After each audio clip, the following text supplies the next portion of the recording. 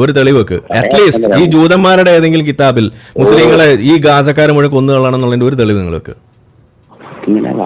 കുറച്ച് സമയം തരും ബ്രോ. ഇത്രയും നേരം കിടന്ന് മെഴുകല്ലേ, ഇനി സമയം ഇനി അധികം തരാൻ പറ്റില്ല.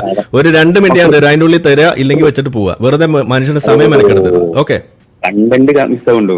അതെനിക്ക് അത്രേ വേണ്ടു. ഞാൻ പറഞ്ഞു തുടങ്ങിയത് ഐ എം എ ഹ്യൂമാനിറ്റേറിയൻ. നിങ്ങൾ എന്ത് ഹ്യൂമാനിറ്റേറിയൻ ആണെന്നുണ്ടെങ്കിൽ എന്ത് മണ്ണാങ്കട്ടയാണെങ്കിലും അത് എന്റെ വിഷയമല്ല. നിങ്ങൾ ചോദിച്ചതിന് തെളിവ് വേണ്ടി വെക്ക്. കണ്ടന്റ് അങ്ങോട്ട് മാറ്റുന്നേ.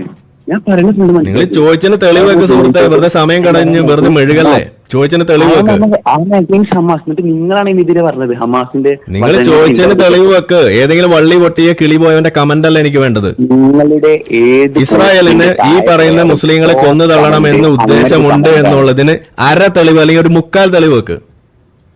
10 വരെ എണ്ണും, അതിനുള്ളിൽ വെക്കാൻ പറ്റുമെങ്കിൽ വെക്ക്. ഇല്ലെങ്കിൽ മെഴുകൽ ഇനി സമ്മതിക്കില്ല. 10 9. ആളുടെ പേര് ഷസിൻ. ഓക്കെ, 2 പേര് കാണുന്നുണ്ട്. ഇതുപോലുള്ള ആളുകളുടെ ഒരു പ്രശ്നമുണ്ട് കേട്ടോ. ആൾ പറഞ്ഞ ഒരു സാധനമുണ്ട്, എനിക്ക് ഇസ്ലാം അറിയില്ല, ഞാൻ അള്ളാഹുവിന് എൻ്റെ ജീവിതത്തിൽ പ്രത്യേകിച്ച് റോളൊന്നും ഉണ്ടായിരുന്നില്ല, അതുകൊണ്ട് എനിക്ക് വിശ്വാസം തോന്നിയില്ല എന്ന് പറഞ്ഞ് മതം വിട്ട ആൾ. ഇങ്ങനെയുള്ള ആളുകൾ സൂക്ഷിക്കണം. ഇതാണ് ഞാൻ പറയുക. കാരണം എന്താണ്, എപ്പോഴെങ്കിലും ഇവർക്ക് അങ്ങനെ ഒരു ചിന്ത വന്നാൽ ഇവർ തിരിച്ച് മതത്തിലേക്ക് പോവുക മാത്രമല്ല, ഇവരായിരിക്കും ആദ്യത്തെ ജിഹാദിയായിട്ട് വരാൻ പോകുന്നത്. അതാണ് ഇപ്പോൾ ഇവിടെ നമ്മൾ കണ്ടത്.